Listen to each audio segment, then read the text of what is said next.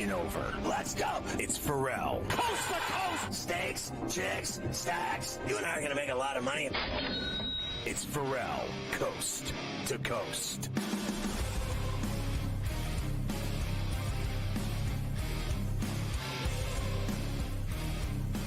All right, I got to talk to this guy. I mean, he's on my hit list for the 17th. Jeremy Kahn, mornings on the Fan in Baltimore. You know, it's always good to see you, Jeremy. I got to tell you, the Steelers-Ravens game, I'm going to that one in Pittsburgh, and it's always good. It's like, I just think it's the greatest rivalry in that division without a doubt, and one of the best rivalries in the NFL. And the Steelers give them problems. You know it. I know it. I don't know if they can beat them again. I mean, they've certainly beaten them before, and they play well against them even in Baltimore. But this one's in Pittsburgh. Are you looking forward to that one? It's going to be a blast, man. There's so many opportunities now to watch this Ravens offense and the different defenses they're going to face. See how good these numbers can get, because Derrick Henry's having an amazing year. Lamar's having that year, and I know we'll probably get into that. But this rivalry, as you talked about, there's only been a handful of times that I say this didn't apply because of all the injuries, but you can throw the records out. It doesn't matter. I mean, Pittsburgh's had a third-string quarterback take Baltimore to overtime and almost beat them. The Ravens have gone in and won when they shouldn't against the Steelers, so that's definitely going to be a fun game. You know, it's crazy how, you know, the Steelers are ahead of them, and then they won again yesterday. Jackson, what do you have? 3 TDs, and he always gets it done. He's impressive. Are you surprised that Pittsburgh was in first going into their bye, and now they're going to come out and play Washington this week? Are you surprised that they went into the bye with the lead in the division? Absolutely. You know, Pittsburgh was, I don't want to say they were an afterthought in this division, but when everybody talked about it, it was the Ravens, the Bengals. Some were a little bit more bullish on the Browns. There were a handful of people that liked the Steelers. But we always kept saying, hey, you know, they're not going to be below 500 because that's what Mike Tomlin does, as cliche as that is. We thought they'd be decent, and, you know, the battles between the Ravens and them would be tough, but couldn't expect them to be here. And the other part of this, too, is if you look at the Ravens, and I know people like to do this, they're a toe away from a loss in Kansas City. They blew a 10-point lead at home against the Raiders. And that game last week, if anybody on the defensive secondary could catch an interception, maybe the outcome's a little bit different. This is a dangerous team. They could hurt themselves, though, if they keep this up with the defense, which has been leaking. I mean, at the end of the day, a lot of people think that they're the only team that can beat Kansas City, you know, in the playoffs. And we already went down this road in the title game in the Charm City, and they couldn't get it going, and they lost that game, and it was a low-scoring game. Do you think that they can actually get back to that game and beat them? I do. I think last year, though, it's interesting because that Ravens team was one of the best football teams I've seen play. When you look at their metrics and see where they rank historically on defense and on offense, they won the Triple Crown on defense that year. That's why it's kind of odd seeing how bad the defense looks this year. In that game, the comedy of errors as things go. Lamar misses Rashad Bateman on a touchdown. Instead, it's a fumble going the other way. Zay Flowers fumbling into the end zone. Like, how does that happen? You know, there were a bunch of bad breaks, and nobody's going to feel sorry for the Ravens or anything like that. But this team's offense right now with Derrick Henry, that mesh point with Lamar Jackson and Derrick Henry on that handoff, whether he's keeping it or not on an RPO, it's the biggest cheat code in the NFL right now. Who do you think will be the wild card and who will win the division? Because they're going to play them twice, Pittsburgh, and I know we just talked about it, but at the end of the day, I still think it's, you know, those two are going. Without a doubt, they're both going. One of them's going to win it, and one of them's going to be a wild card. Yeah, I think ultimately the Ravens win this division just because when you look at the way the schedules match up down the stretch. Have you looked at that? Have you looked at the Steelers' schedule? Jeremy, God, you backstabber. Was I supposed to say the Steelers here? My bad, man. But no, I do think the Ravens end up holding on here just because this offense is really, really special. I mean, they're going to have a chance to have 2 1,000-yard receivers and 2 1,000-yard rushers, which I'm not sure if that's ever been done in the history of the league. I mean, the way they run the ball between Jackson, who, apparently had a back and a knee and, still went for almost 303 tutties. I wish I had those problems. But it's this guy, Henry. I've never doubted him. Even when he came over, people said, oh, he's old. I mean, you must be crazy. This guy's not old. He's shredded. He works out like a fiend. He treats his body like a temple, and he runs over people. I mean, this guy still has it, and he's the best running back in the NFL, bar none. Yeah, it's kind of crazy because defensive backs are definitely making business decisions when he runs by the linebackers. And he's one of those guys you just got to keep feeding the beast because you don't know when he's going to break off a 70-yard run. A guy that big and that fast, and it wears down defenses. And, I know Tennessee used to start ramping him up towards the end of November with the carries. Ravens have limited him in a few games. I know last game he had like 26. But I don't think it really matters because people were worried about, he's going to be 30 and he's hitting that mark and can he keep it up? His first couple years, he didn't run the ball that much. I mean, he split time. And as you said, it's a well-oiled machine. I don't know that anybody works out harder than this guy. I mean, what did they scored on? I got bored watching it. 7 straight possessions they scored. And I got to tell you, I was surprised, not at what they did, but with how poorly Denver showed up for that game and got stomped because I thought they had a defense. And I thought, frankly, Bo Nix looks like he's okay with being a pro quarterback. Like he's not afraid of the moment. And I thought they looked terrible yesterday. I mean, obviously, I thought the Ravens made them look terrible. But did you see that coming? A complete blowout and owning them like they did and scoring every time they touched the ball? I was the only one at my station that said it was going to happen, as far as I know, really? Because I love the spot for him. Carolina ran the ball efficiently and that's a bad football team on Denver. This running game, if you're not you're gonna try to stay with it and stop it. Lamar's proven now he's got as many perfect passer ratings, and he just had one on Sunday as Ben Roethlisberger does, 4 in his career, and he's still got a whole damn career left to do more damage. This guy can throw the football, and I think what Denver did is they sold out to stop the run, and they realized that as I said this morning, it was like when Billy Madison got the dodgeball. Now you're all in big trouble because he can throw. And watching this now, there's weapons on offense. And guys, Zay Flowers making a great move right before the half and scoring a touchdown, to me, changes the game. But now you have game changers like that. So, he does have weapons, and he is dangerous back there. He can beat you with his feet, and now he's proven he can beat you with his arm.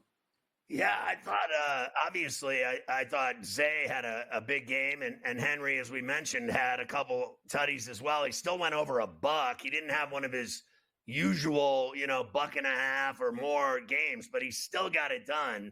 And it's weird. He's always going over a buck. Najee's been going over a buck 3 straight games. I can't wait to see how those two run against each other in this game on the 17th, because the Steelers have a legit defense, and really Baltimore thought that was their crux. That was their problem, was their defense. Do they think they've solved it at all with what they did yesterday? No, there were still guys wide open all over the field. Bo Nix, we talked about him, or you just mentioned him. He's a guy that couldn't really push the ball downfield on him. There's a couple throws when he watches that film he's going to want back where guys were open and he just didn't hit them, including that 4th down play. So the Ravens have some wholesale issues in the secondary, and I think a lot of it starts with the pass rush more so. I know they're trying to find a trade partner to maybe beef that up a little bit, but it's difficult to find somebody that's willing to move one of those players for the right price. So what's the deal with his back and knee? And then he has is it all fake? Because he had a 158.3 passer rating. I mean, the guy, he almost, he was 16 of 19, had a perfect day. And I heard about all these problems he's having. I wish I had those problems. Honestly, the guy goes off no matter what his problems are. Yeah, I don't think that was it. I think there was something to maybe taking a couple days off to just let that body heal up from all the hits he takes running the football. But yeah, I mean, he steps on the field and he's slinging it. Listen, I hate you, and I don't even want to see you until the Steelers beat the Ravens on the 17th. Have a miserable day, Jeremy. Good to see you, buddy. You too, Scotty.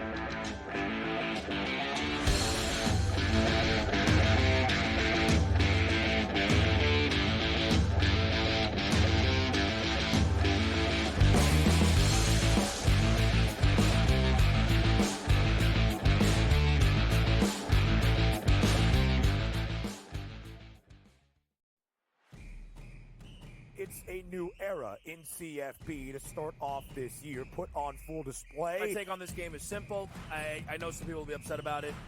Good riddance to the Pac-12. Can you do it in terms of the week to week to week? I don't see a pathway for this team to miss the college football playoffs. We want to make sure you have those best bets in the entirety of our betting cards. That was thinking! But he had that program was already going there! Only on SportsGrid. Tatum has fixed that hitch. He now shoots it at the top of his jump. His release is really pure. And right now he's shooting it at 49% from three. Now, I'm not saying he's going to shoot at 49% from three for the season. But if he's at 42, 43%, Lord have mercy, look out below. Jason Tatum, right now, my number 6 player in the NBA. Betting above the rim. Only on SportsGrid. Right here with you on Pro Football Today on SportsGrid. Odds in motion, trying to see what lines have moved throughout the week. Never felt more comfortable in this set than I do for this year. I am ready. I'm just getting angry. The hot takes are going to be here all long, people. What in the world is going on in Miami, Dom? It's not particularly anything to shy away from just because many people are on top of it. Hot take, hot take. I think this line is asking you once again to take New Orleans. Pro Football Today. Only on SportsGrid. Are you okay with him moving to the head of the class at a Heisman with those two games? Because he wasn't even in the discussion before those two games. This is a big opportunity for Dylan if he wants to continue to make his case for the Heisman Trophy, and I think he's shown that. I mean, what is he, a sixth-tier player who's going to probably end up setting most of the passing marks because he's been around for so long? So why not also throw a Heisman Trophy in the mix? Ferrall Coast to Coast. Only on SportsGrid.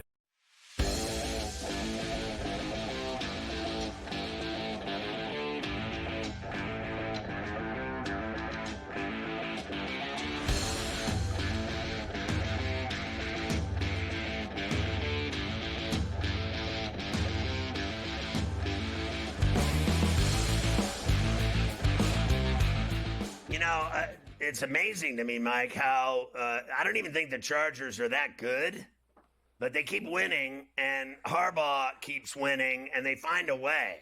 I didn't think it was overly impressive yesterday, but they won. And I didn't think Orange Sherbert did anything crazy, but he got it done. And there's something about this team. They're starting to, edge toward being a playoff team. They certainly are starting to do that, right? It seems like each week it's something different. One week there's like this power run game that controls the clock and just kind of pound the other team into submission. The next week the defense makes big plays. When they need Herbert, he's there. They're putting a little something together right now. And I also think it helped that I guess that was like a 1 week wonder from the Browns last week, right? Against the Ravens. That was just like a one-off. For Jameis and the crew, because they were back to being the Browns in that game as well. 27-10, the Chargers do get themselves the win there. Chargers now sitting in a spot in the AFC. They're 5-3, and they will now play. They will play the Bengals next week, and this ends up being a big game because the Bengals beat the Raiders 41-24. Bengals 4-5, Chargers 5-3. They're two of those teams that kind of are sitting on the edge, and they just announced, Scotty, the NFL, that will be the Sunday night game next week. Not this Sunday, of course. The following Sunday is when they will do that. They got the Jets and the Colts out of primetime, thank God. Right, so and they put say this to me again, because I'm seeing something else entirely. You're telling me that what game is coming up this Sunday? Not this Sunday, the following Sunday. Oh, the following, because they're playing Tennessee this week, right? The Sunday that you're going to be at the Steeler-Raven game, the 17th, right. They moved the Chargers-Bengals to 8 o'clock at night. That is now the night game. They got rid of the Jets and the Colts. They moved that to 1 o'clock. So you get Burrow and Herbert in primetime with a couple teams that, of course, are in the mix. One other thing, I mean, it really was unbelievable. I'm watching Famous Jameis, and I thought he looked fantastic last week, and he, throwing bombs to win the game, and then yesterday, what a ugly performance. He threw 3 just terrible picks, and he didn't have anything going yesterday at all. It was ugly. And there was no, biting the W yesterday. I'll tell you that much. I thought he looked awful. Browns were back to the Browns. Hey, at least the week they decided to show up, it was against the Ravens, right? I mean, we can say that. At least they decided to show up against the Ravens. I needed that By one the really way, badly. I really did. After the Raider loss, they also cleaned some more house. I don't know. Antonio Pierce is running out of guys to blame.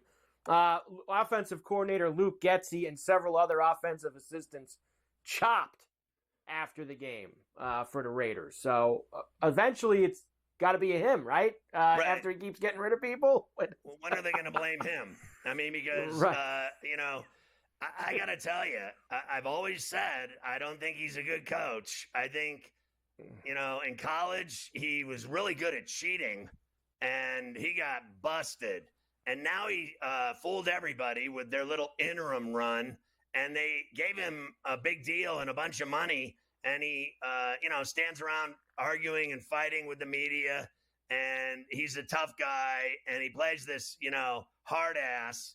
And the reality is they don't win. They're awful. They really are awful. And so at the end of the day, he's in charge of all the awful. He's the one running it, and they're practicing and getting ready for games. They couldn't even cover this week. They were covering before. They always lost, but they covered. And so I went with them again, and they got smoked. And you saw what happened. I mean, Silk threw 5 tutties. He went off. 5 tutties for Silk as the Bengals are trying to – and they will play the short week, as you and Jeremy were saying. Bengals-Ravens Thursday night this week in Baltimore. So must win. Bengals, pretty much all of them, like Silk has been saying, are must wins going forward. So the Bengals have to make that happen. Titans beat the Patriots 20-17 in overtime. Nobody watched. May threw a great touchdown to tie the game, right? I'm sure you saw that great touchdown pass that Drake May threw. And then he threw as equally bad an interception to end the game in the overtime. Oh, God. God, a chance to win the game. And he throws a pick. Oh, the humanity of it all. And they life of a lose rookie again. quarterback. They lose again. The Bills beat the Dolphins 30-27. Wild game up in the Below yesterday. So the Bills take the lead. Dolphins drive the field. They get the Waddle touchdown to tie it at 27.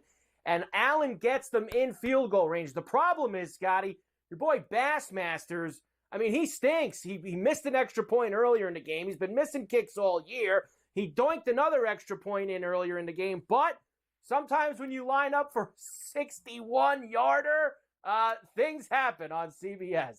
61-yard try for the lead. It is. He's got it. He's got it. He's got it.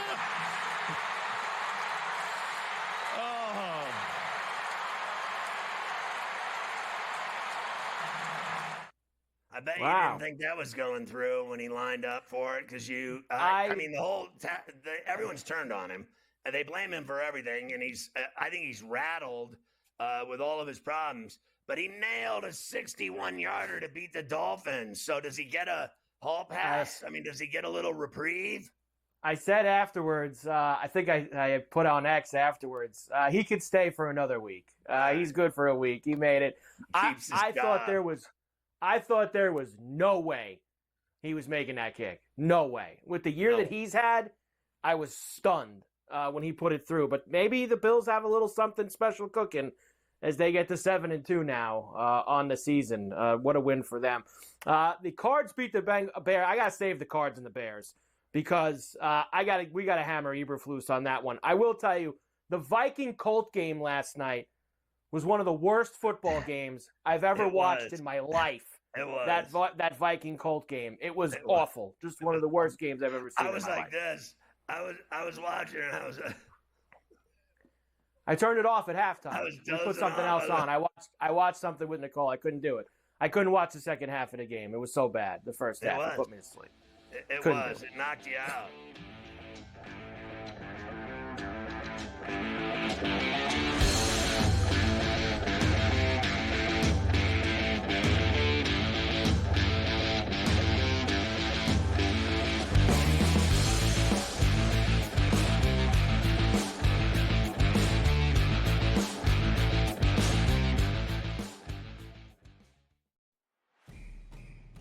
It's a new era in CFB to start off this year, put on full display. My take on this game is simple. I know some people will be upset about it. Good riddance to the Pac-12. Can you do it in terms of the week to week to week? I don't see a pathway for this team to miss the college football playoffs. We want to make sure you have those best bets in the entirety of our betting cards. That was thinking! But he had that program was already going there! Only on SportsGrid. Tatum has fixed that hitch. He now shoots it at the top of his jump, his release is really pure. And right now he's shooting it at 49% from three. Now, I'm not saying he's going to shoot at 49% from three for the season. But if he's at 42, 43%, Lord have mercy, look out below. Jason Tatum, right now, my number 6 player in the NBA. Betting above the rim. Only on SportsGrid. Right here with you on Pro Football Today on SportsGrid. Odds in motion, trying to see what lines have moved throughout the week. Never felt more comfortable in this set than I do for this year. Brady, I'm just getting angry. The hot takes are going to be here all long, people. What in the world is going on in Miami, Dom? It's not particularly anything to shy away from just because many people are on top of it. Hot take, hot take. I think this line is asking you once again to take New Orleans. Pro Football Today. Only on SportsGrid. Are you okay with him moving to the head of the class of the Heisman with those two games? Because he wasn't even in the discussion before those two games. This is a big opportunity for Dylan if he wants to continue to make his case for the Heisman Trophy, and I think he's shown that. You know, I mean, what is he, a 6th-tier player who's going to probably end up setting most of the passing marks because he's been around for so long? So why not also throw a Heisman Trophy in the mix? Ferrall Coast to Coast. Only on SportsGrid.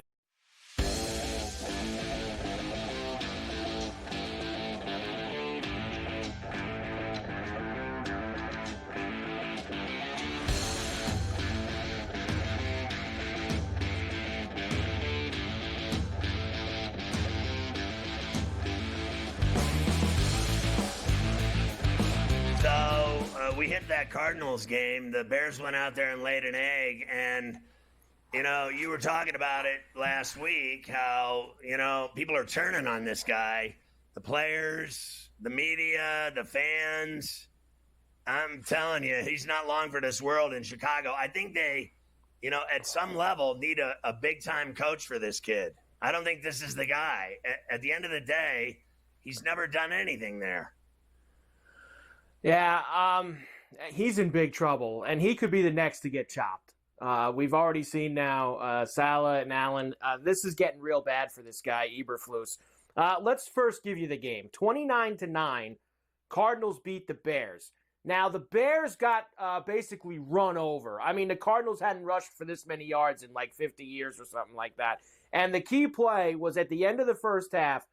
Honestly, I think the Cardinals were just trying to run out the clock. I think they were just running the football, just trying to get into the locker room.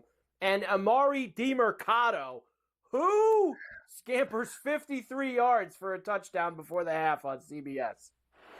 Hey, when you're in the pocket, you're there to throw. You only run when you have to. It's DiMercato breaking away. DiMercato goes the distance. Touchdown, Cardinals. A breakdown for the Bears. 53-yard score. 4 seconds left in the first half.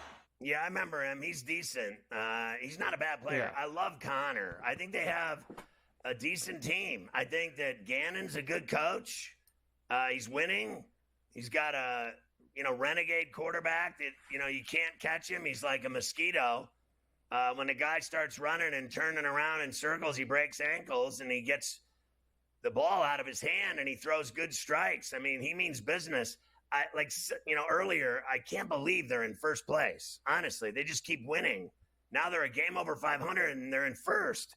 It's crazy what they're doing. And he really didn't even have a huge game at all. He threw for $154, no tutties, no picks. He got sacked 3 times, which I couldn't even believe. But you're right. They ran it down their throats. They had several guys producing besides, DiMercato.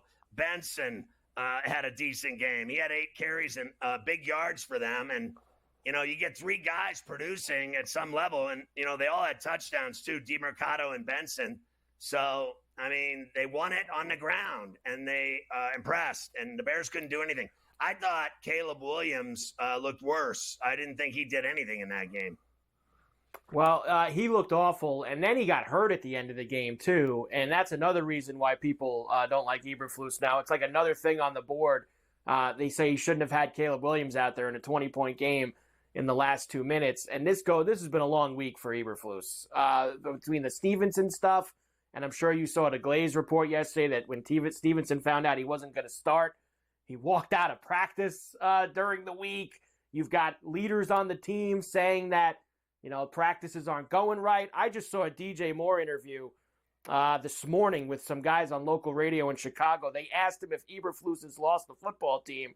Moore said, quote, "I won't say no," end quote, on if he's lost. Here were the reporters asking Eberflus yesterday if he thinks he's lost the football team. I know every one of those guys really well, and we've built those relationships over time, and my buy-in's all in, and I know theirs is too. Yeah. And we got a lot of football to play. We got 9 games in the regular season, and again, we're starting out. It's 4-4, and we got those games to play, and it starts with next week. Listen, the thing I want to talk about is this kid Stevenson. Like, this numbskull, have you ever seen anything like it? He cost them the game in Washington when he was over on the sideline in the middle of a play, giving the fans the business, taunting them. As the play's going on, he turns around, he runs back to the play, and then he's the drip that knocked the ball in the air right into Brown's hands. Then, to top it off, they make him obviously apologize for his, idiocy. And he said it would never happen again. He said he learned his lesson. So what does he do? He gets benched and he walks out of practice because he's such a me guy and he's so selfish and immature and pathetic. I already told you, they should have got rid of him when he did it. A real owner, let's face it, Al Davis would have cut him. He would have been gone that day, and he would have never played for him again. And they're going to keep putting up with this guy's nonsense.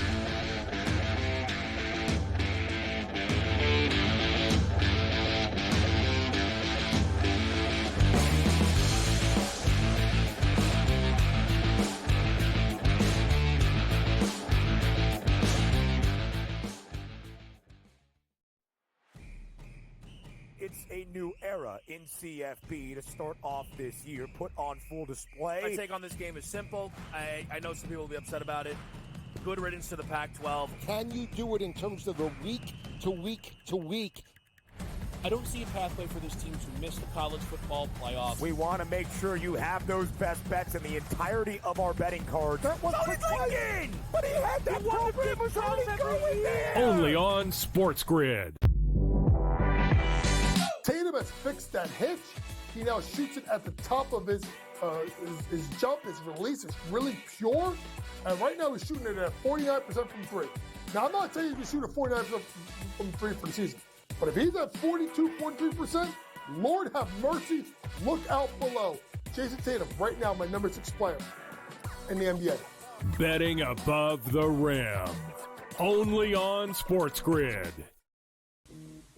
Right here with you on Pro Football Today on SportsGrid. Odds in motion, trying to see what lines have moved throughout the week. Never felt more comfortable in this set than I do for this year. Brady, I'm just getting angry. The hot takes are going to be here all long, people. What in the world is going on in Miami, Dom? It's not particularly anything to shy away from just because many people are on top of it. Hot take! I think this line is asking you once again to take New Orleans. Pro Football Today, only on SportsGrid. Are you okay with him moving to the head of the class of the Heisman with those 2 games? Because he wasn't even in the discussion before those 2 games. This is a big opportunity for Dylan if he wants to continue to make his case for the Heisman Trophy, and I think he's shown that. What is he, a 6th-tier player who's going to probably end up setting most of the passing marks because he's been around for so long? So why not also throw a Heisman Trophy in the mix? Ferrall Coast to Coast, only on SportsGrid.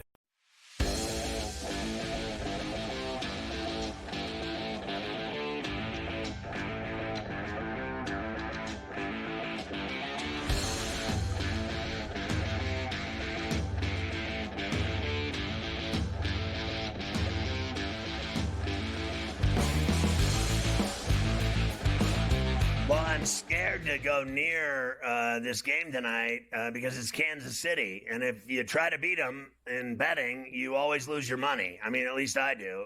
I try to beat them, and every time I get burned. I mean, it's unbelievable. I can't even stand watching them play.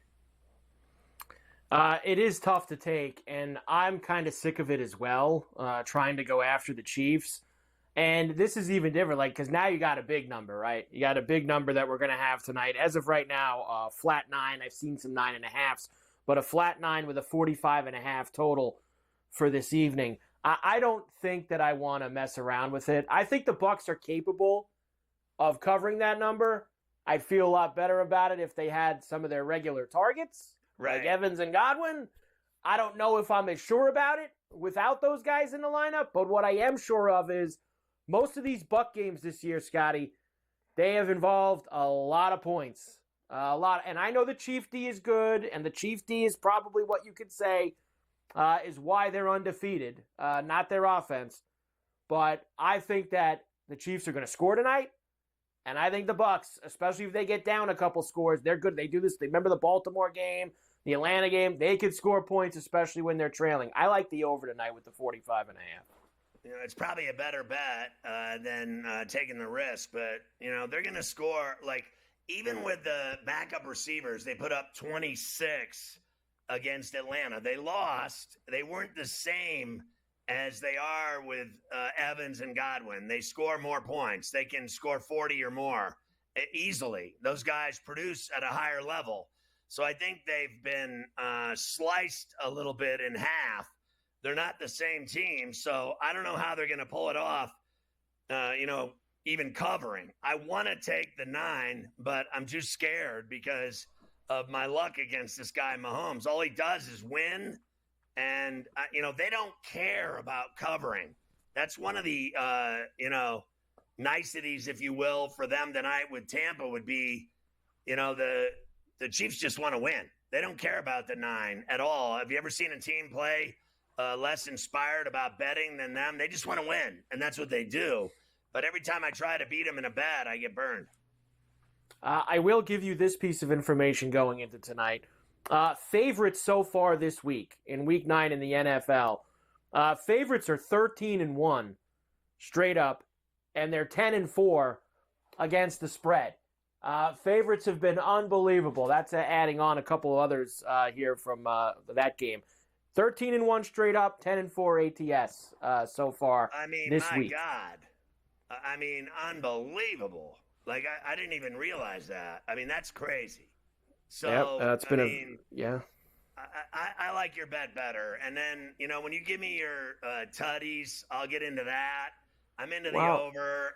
I can enjoy it more than suffering through trying to beat the favorite, and especially them. Yep, well, I got tutties tonight because that's what I'm going to do. I'm going to play the over, and I'm going to play my tutties, and I'm not going to worry about the 9. I'm going to keep it out of my discussions for later on. Here's what I'm doing tonight for the Bucs and the Chiefs in terms of the end zone. First touchdown of the game. I'm going to go with Hopkins. My thinking here is, Scotty, now that he's been in the building for 2 weeks, probably has learned a lot more of the playbook. I think that Mahomes is going to want to get him involved early and often tonight.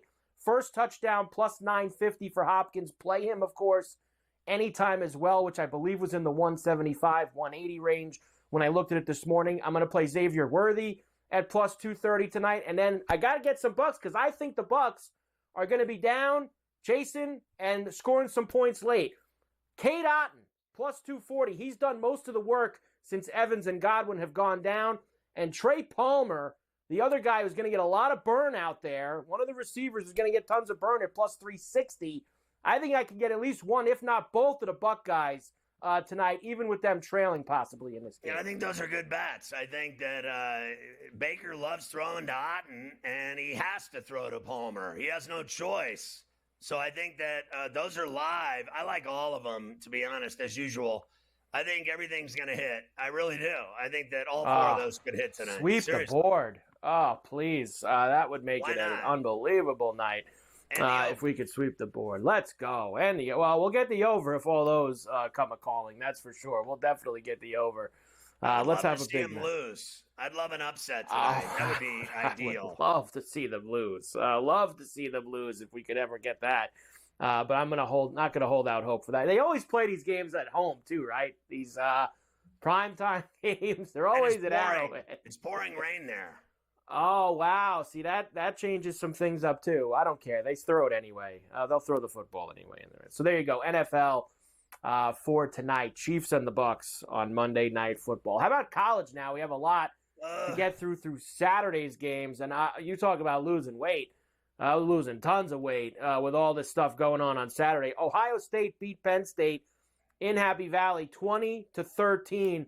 Tough game, back and forth. Ohio State really was ahead. They never gave it up, but Penn State was down 7 late in the fourth quarter. Inside the 5, they were stopped once. They were stopped twice. They were stopped 3 times. They were stopped 4 times on Fox. Goal at the 1. Aller looking in the end zone, incomplete. Ohio State holds once again. Back-to-back weeks, this defense denies. Honestly, have you ever seen anything like it? That this team can't win big games, even at home. And forget about Ohio State. I mean, they own them like nobody. Like, it is unbelievable that they can waltz in there with 110,000 people and do whatever they want. Every single time they play them, they beat them. And so that was the bet. Just bet on Ohio State because they always get it done, and they covered. They win and cover, and it really is unbelievable when you think of this guy, Franklin, the money he makes. Let's get real here for a second. This guy he's top 10 in money in the entire college landscape, and he never wins a big game, ever. He never beats anyone good. Have you ever noticed that? Like, he wins every game that doesn't matter. You remember the other day when he said the Bowling Green game was big? Yeah, it was, because that's what you win. You win the game against Bowling Green. You don't beat anybody that's good. He really does. Here's the rundown. Listen to this. 1-7 against top 10 teams at home. 6-10 versus ranked teams at home. 1-9 versus top 5 teams. 1-10 versus Ohio State. Those are the James Franklin numbers, and here he is after the game. He was, let's just say, not in a good mood. I understand their frustration. Guys in the locker room are just as frustrated, if not more, but college football has changed, and we have an opportunity moving forward to right some wrongs from today. And that's what we're going to focus on. I get it. We get an unbelievable crowd here. We get unbelievable support. You don't do that without passion. And there's great things that come from that, and there's hard things that come from that. That's part of the job. That's part of the job, and I own it all. I own it all. You're weak. He really is weak. Like, you know what's changed is that nothing's changed. You can't beat Ohio State, and you can't beat anyone that's ranked or good, and it doesn't matter where you play them, you lose. And then he's happy because he knows that he can still get into that playoff if he can, run the table. Well, that's the thing here, you see, and he's right in that aspect. In years past, he loses this game, and his season's really over. Right. You know, he's going to go 11-1. He's going to play in the WhoCares.com Bowl, and that's going to be it for him. Now he knows if he wins the rest of his games and he finishes 11-1, he's probably going to get in the playoff. But what's he going to do in the playoffs, Scotty? What do you think?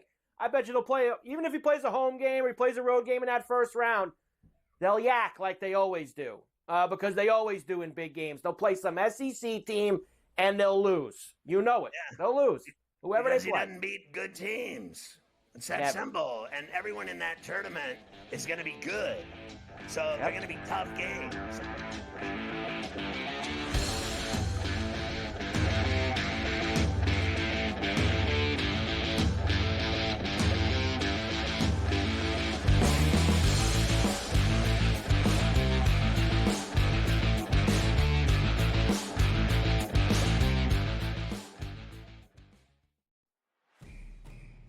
It's a new era in CFP to start off this year, put on full display. My take on this game is simple. I know some people will be upset about it. Good riddance to the Pac-12. Can you do it in terms of the week to week to week? I don't see a pathway for this team to miss the college football playoffs. We want to make sure you have those best bets in the entirety of our betting cards. That was thinking! But he had that program was already going there! Only on SportsGrid. Tatum has fixed that hitch. He now shoots it at the top of his jump. His release is really pure. And right now he's shooting it at 49% from three. Now, I'm not saying he's going to shoot at 49% from three for the season. But if he's at 42.3%, Lord have mercy, look out below. Jason Tatum, right now, my number 6 player in the NBA. Betting above the rim. Only on SportsGrid. Right here with you on Pro Football Today on SportsGrid. Odds in motion, trying to see what lines have moved throughout the week. Never felt more comfortable in this set than I do for this year. Brady, I'm just getting angry. The hot takes are going to be here all people. What in the world is going on in Miami, Dom? It's not particularly anything to shy away from just because many people are on top of it. Hot take, hot take. I think this line is asking you once again to take New Orleans. Pro Football Today. Only on SportsGrid. Are you okay with him moving to the head of the class at a Heisman with those 2 games? Because he wasn't even in the discussion before those 2 games. This is a big opportunity for Dylan if he wants to continue to make his case for the Heisman Trophy, and I think he's shown that. What is he, a 6th-tier player who's going to probably end up setting most of the passing marks because he's been around for so long? So why not also throw a Heisman Trophy in the mix? Ferrall Coast to Coast. Only on SportsGrid.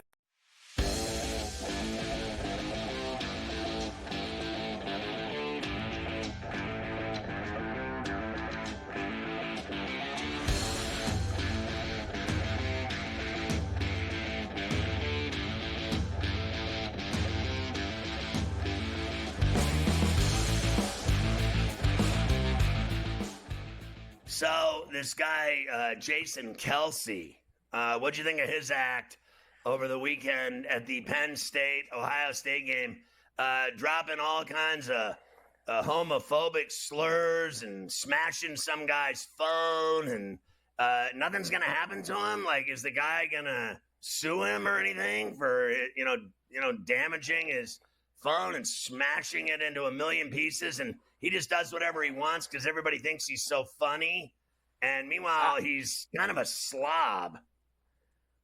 You heard me. You go around calling people, F and this and F and that, and you're this and you're that. Well, and then you smash the guy's phone and nothing happens to him. I wish, the guy had friends that would have beat his ass, like 4 or 5 of them, jump on his ass and see how he likes that. Well, look, I think that it's probably because, universally everyone was kind of like, he deserved it. He deserved what Jason did to him, right? Like, because the kid was giving him the business. Like, and everyone says, well, he was just repeating what the kid said to him. He smashed his phone. Look, this guy, and I saw somebody bring up this point over the weekend. I don't remember who it was that did it, but now I'll say it anyway. He has got a lot more. He is a higher profile person now than when he was playing. I think you'd agree with that. When he was playing and he was the center of the Eagles, albeit one of the best centers in the league, he didn't have as much juice as he has now, being a huge media and television star since he's retired. And with the brother dating Taylor Swift and all that, I think he needs to be a little more mindful of where he's at all, because he loves the man of the people routine. He did it in Buffalo with the Monday Night Football a few weeks ago. He loves doing it. He's got to be careful because more guys are going to try to rattle him and get in his face and give him the business like that. And he can't keep spiking everyone's phone and doing it. He's got to be careful with himself out there. He really does. I mean, you're right. And I think that he's, on all fronts, he is bigger now than he was as a player. He's got this podcast deal that's worth $100 million. He's on TV a lot. He's on, Monday nights. He's doing this. He's doing that. And you cannot go around calling people F-bombs and everything else and thinking that it's like cool. I mean, at some level, it makes you look like an idiot. I mean, it really does. Like, if you just go around doing that, like, it's funny. Other people say these things and it ruins them. They're ruined. It doesn't matter who. I could go down a litany of people. Remember, you make fun of gays and you're done. You're done for at least a few years. But this guy can do it wherever he wants because he's so funny with his soup commercials and everything. Yeah, I don't think he's funny. I think he's kind of an asshat.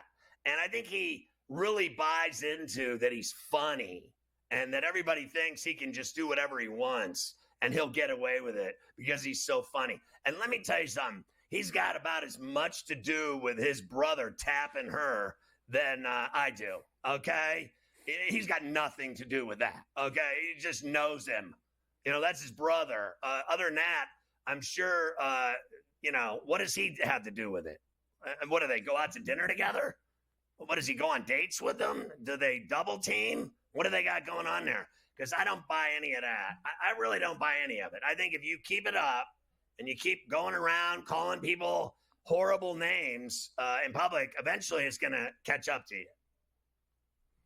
It will eventually catch up to you, that's for sure. All right, let me give you the rest of this. Ass about him either. I really don't care about him or what he thinks of me or anything else. Like I don't go around doing that to people. So whatever. Blame me all you want. I think he's an idiot. I really do. And I think his brother's a great tight end, and I think he's an idiot.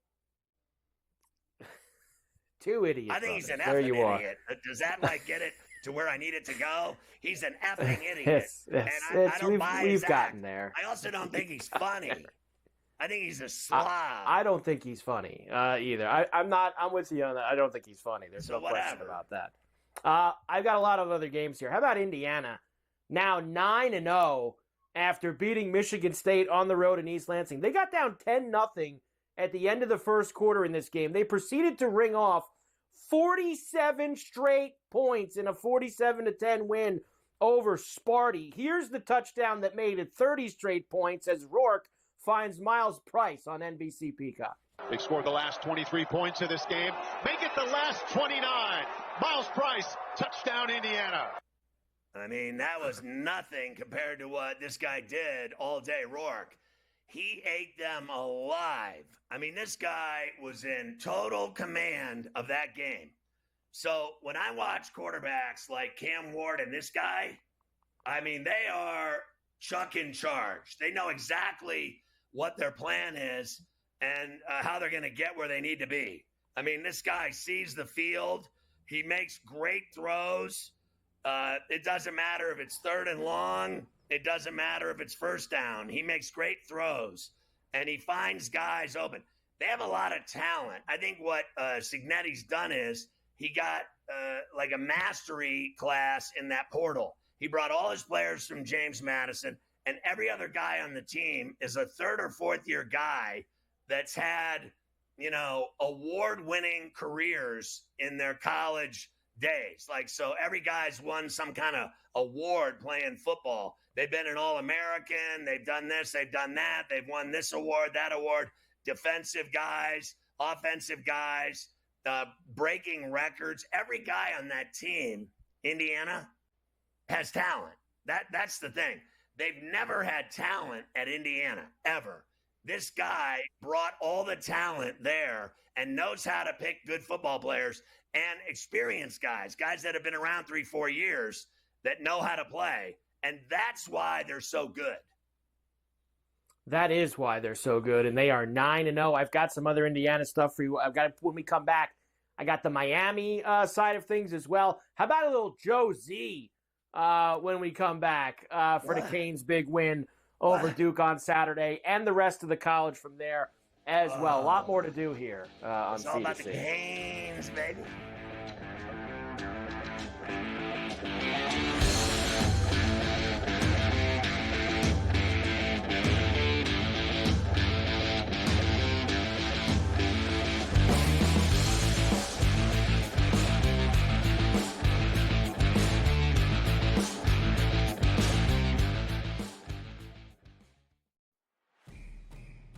It's a new era in CFB to start off this year, put on full display. My take on this game is simple. I know some people will be upset about it. good riddance to the Pac-12. Can you do it in terms of the week to week to week? I don't see a pathway for this team to miss the college football playoffs. We want to make sure you have those best bets in the entirety of our betting cards. That was thinking, but he had that program was already going there. Only on SportsGrid. Tatum has fixed that hitch. He now shoots it at the top of his jump. His release is really pure. And right now he's shooting it at 49% from three. Now, I'm not saying you can shoot a 49% from three for the season. But if he's at 42, 43%, Lord have mercy, look out below. Jason Tatum, right now, my number 6 player in the NBA. Betting above the rim. Only on SportsGrid. Right here with you on Pro Football Today on SportsGrid. Odds in motion, trying to see what lines have moved throughout the week. Never felt more comfortable in this set than I do for this year. Brady, I'm just getting angry. The hot takes are going to be here all long, people. What in the world is going on in Miami, Dom? It's not particularly anything to shy away from just because many people are on top of it. Hot take. I think this line is asking you once again to take New Orleans. Pro Football Today. Only on SportsGrid. Are you okay with him moving to the head of the class at the Heisman with those 2 games? Because he wasn't even in the discussion before those 2 games. This is a big opportunity for Dylan if he wants to continue to make his case for the Heisman Trophy, and I think he's shown that. What is he, a 6th-tier player who's going to probably end up setting most of the passing marks because he's been around for so long? So why not also throw a Heisman Trophy in the mix? Ferrall Coast to Coast. Only on SportsGrid.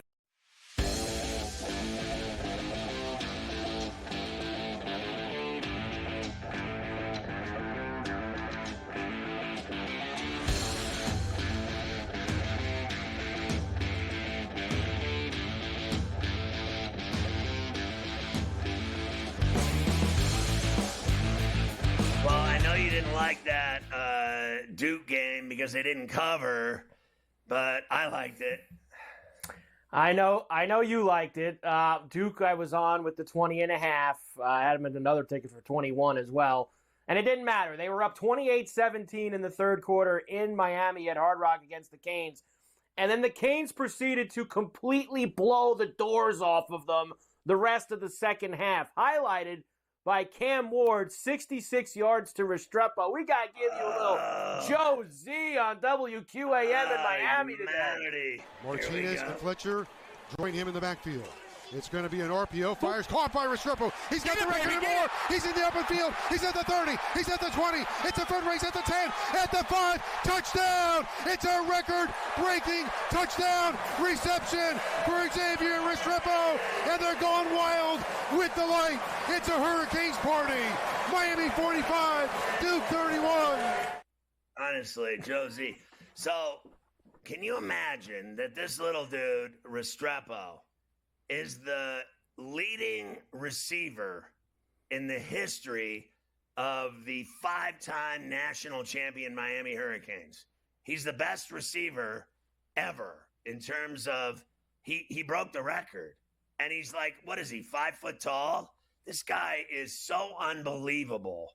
I saw him drop a pass on Saturday. I almost fell over because he never drops passes. He dropped one like in the end zone, right? Like I couldn't believe it because he's like glue. The guy always makes catches. I thought his move when he caught that touchdown was great. And he was gone. I thought George's touchdown was great. Another bomb. Now listen, this guy Cam Ward. Are you kidding me? The numbers he puts up, that beatdown of Duke, and those touchdown bombs, and the day that he had. It is beyond me how this guy, honestly, isn't like the Heisman leader. It really is unbelievable to me because they love giving it to quarterbacks. And this guy, you can't tell me. I'm sorry. I don't think Dylan Gabriel's better than him. Honestly, I really don't. I think he's really good. I think he's on a good team. There's no doubt he's good and effective. I won't deny that. But you can't tell me that this guy Ward isn't more exciting than him. And what the numbers he's put up, they kill Gabriel. His numbers kill him. 400 yards and 5 touchdowns for Ward on Saturday in that win over Duke. I'll give you the full boards tomorrow with the Heisman, and we'll go into it a little bit more. But this morning, virtually a dead heat on the odds board between Cam Ward, Travis Hunter, and Dylan Gabriel. Starting to become a three-horse race as Genty's kind of slipped a little bit behind the three of them on the odds board. And Hunter's been very good as well. We say that every week. But I thought Ward deserved to shoot ahead of Gabriel this past week. Ward was unbelievable against Duke. I mean, absolutely so was sensational. Genty had a big game against San Diego State. He went off, and yet he's falling back. None of it makes any sense to me at all. I was trying to say this a couple weeks ago to you. Like, the only way Genty's going to stay with these guys, like, I know 180 yards and a couple touchdowns is a big game. When you're playing in the Mountain West, he needed to keep doing 304 touchdowns. Like, he needs super video game type numbers in order to stay with these guys because they're just not going to have the same juice as everyone else. All right, quickly. Oregon beat Michigan at the Big House 38-17. Nice touchdown in the final moments by Oregon to get the cover there. Georgia beat Florida 34-20. Did you like the cops beating up all the fans at the cocktail party? God. Oh my jeez. Honestly, what is going on there? Now listen, I get it. Drunk fans are out of hand and out of control, and they should be arrested and all the rest. But there is no way on earth that I'm going to sit here and watch cops beat the crap out of people. Like, what is going on that I have to sit here and watch? Honestly, I mean, so the guy's drunk. You cuff him and take him in, and then, but what is going on where I'm watching this guy? I mean, literally beat the living shack out of this guy. He must have punched him 50 times in the head. Like, in what world is that okay? That a cop, you're such a badass, dude, with your gun and your badge that you go around beating people up because he had too many beers? Like, you couldn't just arrest him and tag him and put him in the back of the car? You're a loser, dude. That cop should be fired.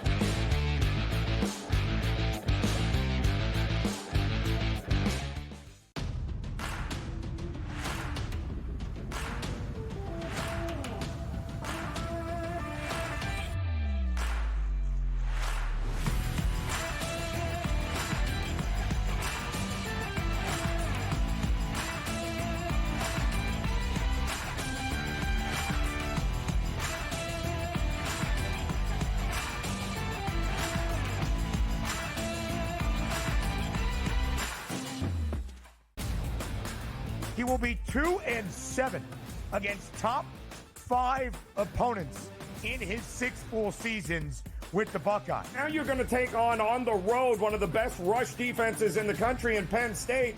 You're already having trouble rushing the ball. So what does that mean, Ben? That means Ohio State is going to have to rely on Will Howard to throw the ball on the road. The Early Line, only on SportsGrid.